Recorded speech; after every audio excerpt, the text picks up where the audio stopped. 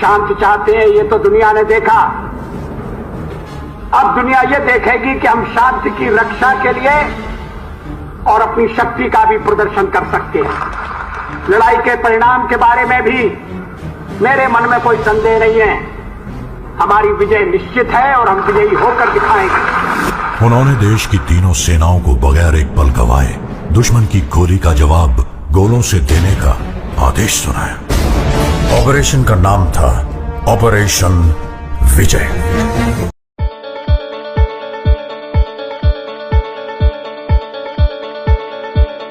8 मई 1999 6 northern light infantry के captain Iftikhar और lance हवलदार अब्दुल हकीम 12 पाकिस्तानी सैनिकों के साथ कारगिल की आजम चौकी पर बैठे हुए थे। उन्होंने देखा कि कुछ भारतीय चरवाहे अपने मवेशियों को चरा रहे थे।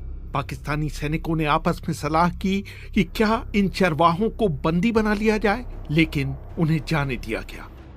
करीब 1.5 घंटे बाद ये चरवाहे भारतीय सेना के 6-7 जवानों के साथ लौटे।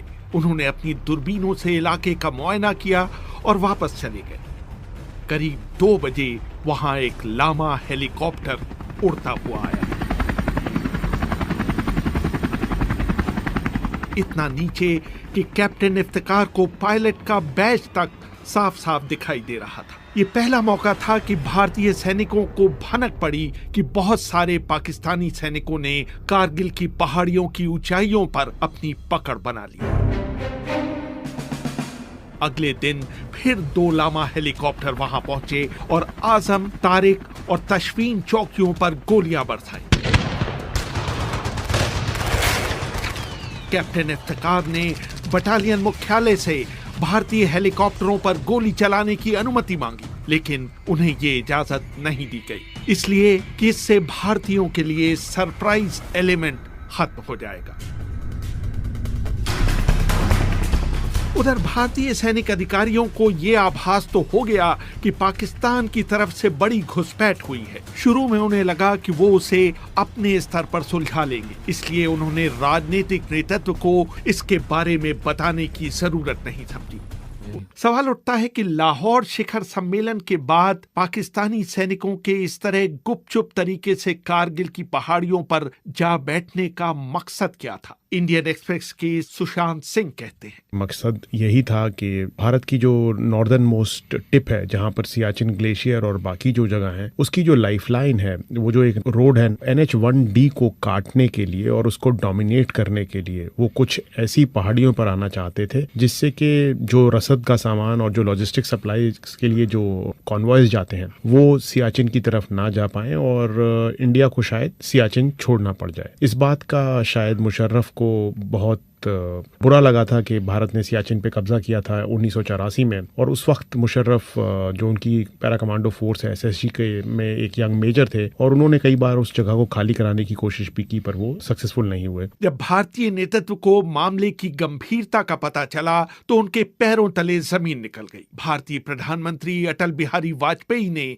पाकिस्तानी प्रधानमंत्री नवाज शरीफ को फोन मिलाया। पाकिस्तान के पूर्व विदेश मंत्री खुर्शीद महमूद कसूरी अपनी आत्मकथा neither a hawk nor a dove में लिखते हैं, वाजपेयी ने शरीफ से शिकायत की कि आपने मेरे साथ बहुत बुरा सलूक किया है। एक तरफ आप लाहौर में मुझसे गले मिल रहे थे, दूसरी तरफ आपके लोग करगिल की पहाड़ियों पर कब्जा कर रहे थे। नवाज शरीफ ने कहा कि उन्हें इस बात की बिल्कुल भी जानकारी नहीं है। मैं परवेज मुशर्रफ से बात कर आपको फोन मिलाऊंगा। तभी वाजपेयी ने कहा कि आप एक साहब से बात करें जो इस वक्त मेरे बगल में बैठे हुए हैं। नवाज शरीफ उस वक्त हतप्रभ रह गए जब उन्होंने फोन पर दिलीप कुमार की आवाज सुनी। दिलीप कुमार ने उनसे कहा, मियाँ साहब, हमें आपसे इसकी उम्मीद नहीं थी, क्योंकि आपने हमेशा भारत और पाकिस्तान के बीच शांति के समर्थक होने का दावा किया है। मैं आपको बता दूं कि जब भी भारत और पाकिस्तान के बीच तनाव बढ़ता है, भारतीय मुसलमान बुरी तरह से असुरक्षित महसूस करने लगते हैं और उनके लिए अपने घर से बाहर निकलना भी मुहाल हो जाता है। सबसे ताज्जुब की बात थी कि भारतीय खुफिया एजेंसियों को इतने बड़े पाकिस्तानी ऑपरेशन की हवा तक नहीं लगी। लेकिन इसके बावजूद इसका जिस तरह से भारतीय सेना ने सामना किया उसकी कई हलकों में आलोचना हुई। पूर्व लेफ्टिनेंट जनरल HS पनाग कहते हैं, मैं कहूंगा कि एक स्ट्रेटेजिकली एक ब्रिलियंट प्लान था कि एक खाली इलाके को, बहुत बड़े इलाके को आके उन्होंने उसके ऊपर कब्जा कर लिया। हमारी जो लाइफलाइन है लद्दाख की, जो रोड जाती है श्रीनगर से जोजिला पास से होकर लेह को और आगे सियाचिन ग्लेशियर तक जो मेंटेन करती है, जो सिर्फ समर्स में खुलती है, उसके ऊपर हावी हो गए। ये एक बहुत बड़ी अचीवमेंट थी उनकी, टैक्टिकली एक बहुत बड़ी सक्सेस थी उनकी, इस लेवल को आके कब्जा कर लिया। लेकिन स्ट्रैटेजिकली क्या के एंड में क्या होने वाला है, आगे क्या होगा, ये उन्होंने सोचा नहीं था। 3 मई से लेकर जून के पहले हफ्ते तक जो हमारी परफॉर्मेंस थी वो बिल्कुल बिलो पार थी, और मैं कहूंगा कि हमारी परफॉर्मेंस शर्मनाक थी पहले 1 महीने। उसके बाद जब 8 डिवीजन ने चार्ज लिया और फिर हमें थोड़ा सा उस बात का एहसास हो गया कि इस इलाके में कैसे ऑपरेट करना है, डेफिनेटली ये एक बहुत मुश्किल ऑपरेशन था, क्योंकि एक तो पहाड़ियां जो है उनके ऊपर उनका कब्जा, आप नीचे हो वो ऊपर है, ये सबसे मुश्किल ऑपरेशन होता है। जैसे कि आप आदमी सीढ़ियों के ऊपर खड़ा हुआ है, आप नीचे से चढ़ के उसको नीचे उतारने की कोशिश कर रहे हैं, और दूसरा ऑक्सीजन की कमी। तीसरी बड़ी बात ये थी कि कुछ हद तक हमारी ट्रेनिंग भी इस मामले में ऑफेंसिव में कमजोर थी। जनरल परवेज मुशर्रफ ने भी बार बार दोहराया कि उनकी नजर में ये एक बहुत अच्छा प्लान था जिसने भारतीय सेना को खासी मुश्किल में डाल दिया था। मुशर्रफ ने अपनी आत्मकथा in the line of fire में लिखा, भारत ने उन चौकियों पर पूरी ब्रिगेड से हमले किए जहां हमारे सिर्फ 8 या 9 सैनिक तैनात थे। जून के मध्य तक उन्हें कोई खास सफलता नहीं मिली। पहाड़ हमेशा रक्षण की लड़ाई में मदद करते हैं। भारतीयों ने खुद माना कि उनके 600 से अधिक लोग मारे गए और 1500 से अधिक लोग घायल हुए। हमारी सूचना ये है कि वास्तविक संख्या लगभग इसकी दोगुनी थी। भारत में असल में हताहतों की बहुत बड़ी संख्या के कारण ताबूतों की कमी पड़ गई थी और बाद में ताबूतों का एक घोटाला भी सामने आया था। मुशर्रफ के इस वक्तव्य पर सवाल उठाए जा सकते हैं, लेकिन जून का दूसरा हफ्ता आते आते भारतीय सेना के नियंत्रण में चीजें आने लगी थी। मैंने उस समय भारतीय सेना के प्रमुख जनरल वेद प्रकाश मलिक से पूछा कि इस लड़ाई का निर्णायक मोड़ क्या था। तोलोलिंग की लड़ाई एक बहुत महत्वपूर्ण ऑब्जेक्टिव था जो रोड को डोमिनेट कर रहा था, और उसमें 4-5 दिन की लड़ाई चलती रही। और तो और वो इतने नज़दीकी हम लड़ाई लड़के एक दूसरे को, वो लोग गालियां भी दे रहे थे, पत्थर के पीछे छुप के ऐसी बातें हो रही थी। कुछ उनके संगर भी थे, चाहे वो हाइट पर थे, पर हमारे जो जवान और अफसर थे उन्होंने छोड़ा नहीं। उसमें कुछ कैजुअल्टीज हमारी ज़्यादा हुई। 6 दिन तक तो हमको भी थोड़ा सा घबराहट सी थी कि भाई क्या होगा इसका, लेकिन जब वो सक्सीड किया उन्होंने, फिर उसके बाद में मुझे भरोसा हो गया अपनी ट्रुप्स के ऊपर, अपने ऑफिसर्स के ऊपर, और ठीक है अभी हम इनको काबू में कर लेंगे। ये लड़ाई करीब 100 किलोमीटर के दायरे में लड़ी गई, जहां करीब 1700 पाकिस्तानी सैनिक भारतीय सीमा के करीब 8 या 9 किलोमीटर अंदर घुस आए। इस पूरे ऑपरेशन में भारत के 527 सैनिक मारे गए और 1363 जवान आहत हुए। मुशर्रफ आखिर तक कहते रहे कि अगर राजनीतिक नेतृत्व ने उनका साथ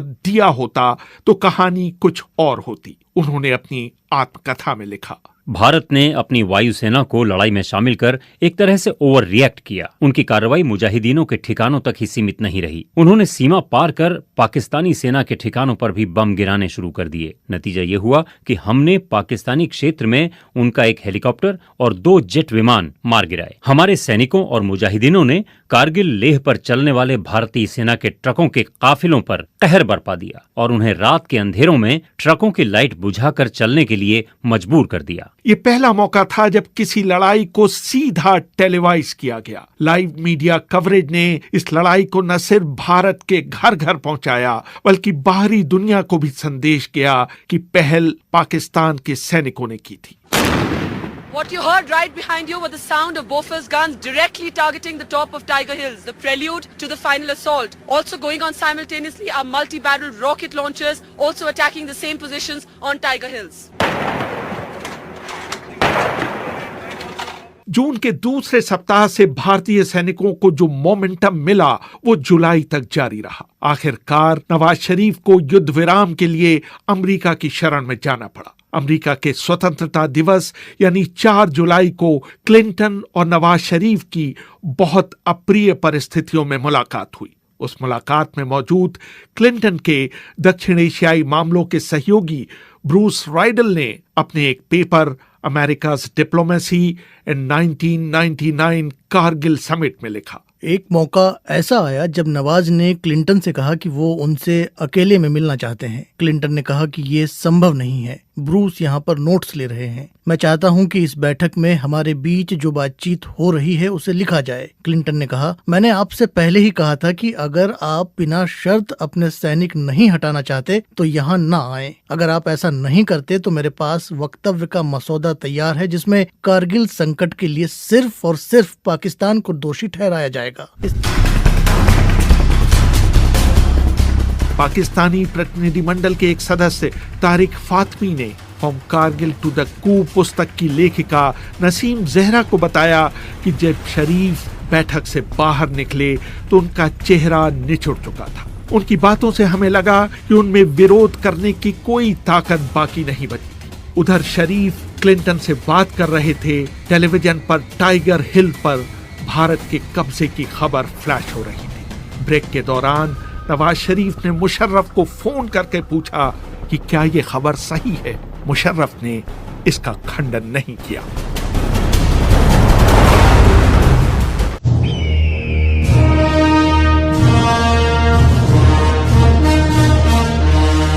ऐ सरजमीन हिंदुस्तान, तेरे उन जानिसारों, जांबाजों, शहीदों और मुहाफिजों को सलाम है, सलाम है, सलाम है,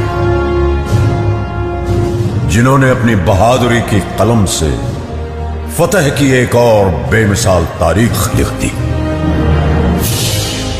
गवाह है आज भी कारगिल की वो बुलंद चोटियां जिनको तुमने अपने लहू से सींच कर तिरंगे की आन बान और शान को रोशन कर दिया।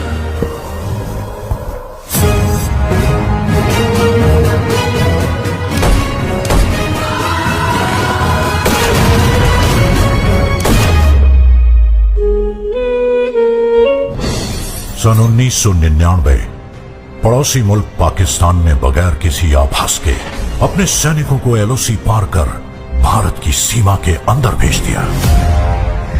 जनरल परवेज मुशर्रफ। जनरल का प्लान सीधा और साफ था।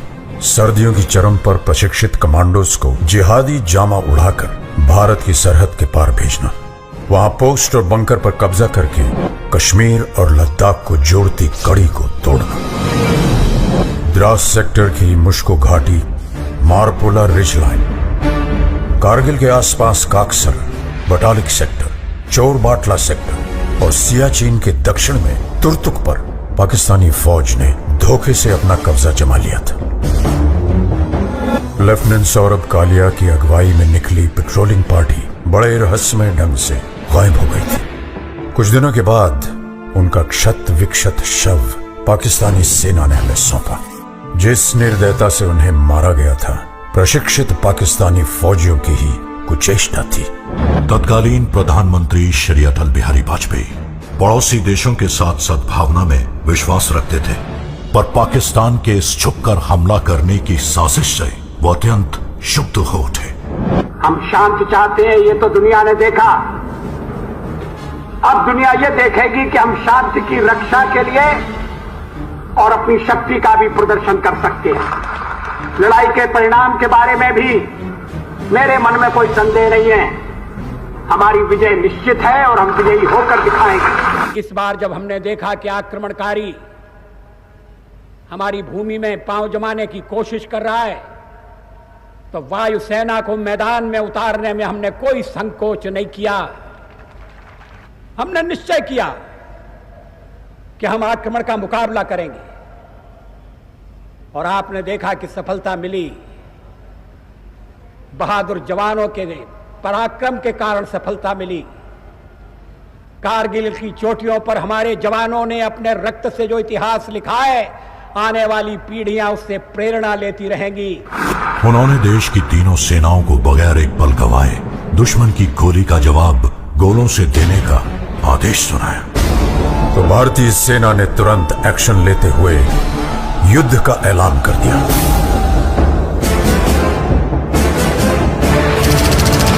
Chief of army staff general VP Malik के नेतृत्व में लड़ी गई कारगिल की जंग अपने आप में सैनिक रणनीति और साहस का एक उदाहरण है। थल सेना दुश्मन को खदेड़ रही थी, अब आसमान से आग बरसाने की पारी थी। वर्तमान वायुसेना प्रमुख wing commander BS Dhanoa Kargil युद्ध के दौरान फाइटर स्क्वाड्रन के कमांडिंग ऑफिसर थे। Squadron leader Ajay Ahuja, K Nachiketa और स्क्वाड्रन लीडर रघुनाथ नाम्बियार जैसे दिलेर फाइटर पायलट भी कारगिल के हवाई हमलों में नायक के तौर पर उभरे। नाम दिया गया ऑपरेशन सफेद सागर। इसी दौरान भारतीय नौसेना भी सक्रिय हो उठी। वाइस एडमिरल माधवेंद्र सिंह की अगुवाई में पूर्वी और पश्चिमी बेड़े एकत्रित हुए और तुरंत उत्तरी अरब सागर से कराची बंदरगाह की घेराबंदी कर दी गई। भारतीय नौसेना के इस मिशन का नाम था ऑपरेशन तलवार। इतिहास बदलने जा रहा था। वंदे मातरम, वंदे मातरम। और रुख मोड़ दिए तूफानों के, चट्टानों को धूल बनाया है। दुश्मन हमको ना भूलेगा, उसे ऐसा सबक सिखाया है। मातरम।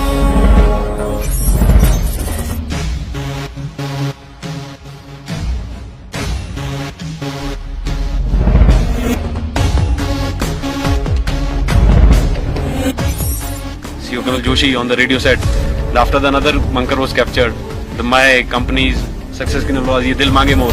चाहे आंधी चले तूफान उठे, बढ़ता ही रहे तू रुके नहीं। वंदे मातरम, वंदे मातरम, वंदे मातरम, वंदे मातरम।